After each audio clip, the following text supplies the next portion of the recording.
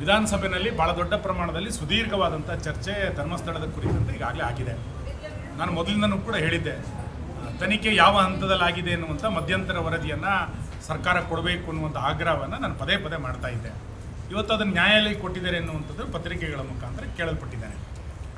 ಮುಖ್ಯಮಂತ್ರಿಗಳು ಸ್ವತಃ ಸದನದಲ್ಲಿ ಒಪ್ಪಿಕೊಂಡಿದ್ರು, ಧರ್ಮಸ್ಥಳದ ಬಗ್ಗೆ ಷಡ್ಯಂತ್ರ ಆಗಿದೆ, ಪಿತೂರಿ ಆಗಿದೆ ಎನ್ನುವಂಥ ಮಾತನ್ನು ಉಪಮುಖ್ಯಮಂತ್ರಿಗಳಾಗಿದ್ದಾಗ ಹೇಳಿದರು.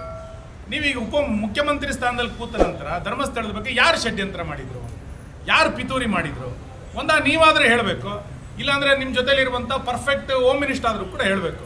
ಇಲ್ಲಿ ಪರ್ಫೆಕ್ಟ್ ಹೋಮ್ ಮಿನಿಸ್ಟ್ರು ಹೇಳಲ್ಲ, ನೀವು ಅದನ್ನು ಹೇಳಲ್ಲ ಅಂತಂದರೆ ನಿಮ್ಮ ಧರ್ಮಸ್ಥಳದ ಬಗ್ಗೆ ನಿಮ್ಮ ಕಳಕಳಿ ಏನು ಅನ್ನೋದು ಅರ್ಥ ಆಗೋದಿಲ್ಲ.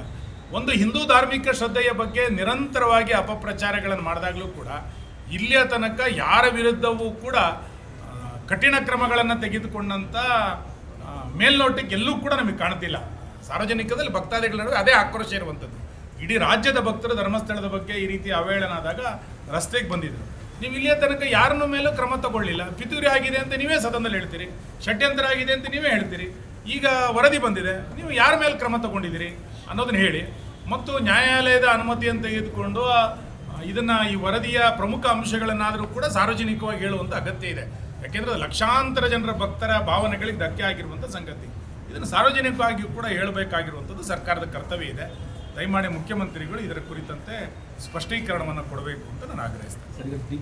ನನ್ನನ್ನು ಜೈಲಿಗೆ ಕಳಿಸ್ಲಿಕ್ಕೆ ಜೆಡಿಎಸ್ ನಾಯಕರು ಪ್ಲಾನ್ ಮಾಡ್ತಾ ಇದ್ದಾರೆ. ಜೊತೆಲಿ ತಾವು ಕೂಡ ಹೇಳಿದ್ರೆ ಸರ್, ಅಲ್ಲ, ಬಿಡದಿ ವಿಚಾರದಲ್ಲಿ ಮುಖ್ಯಮಂತ್ರಿಗಳು ಏಕಾಂಗಿನೇ.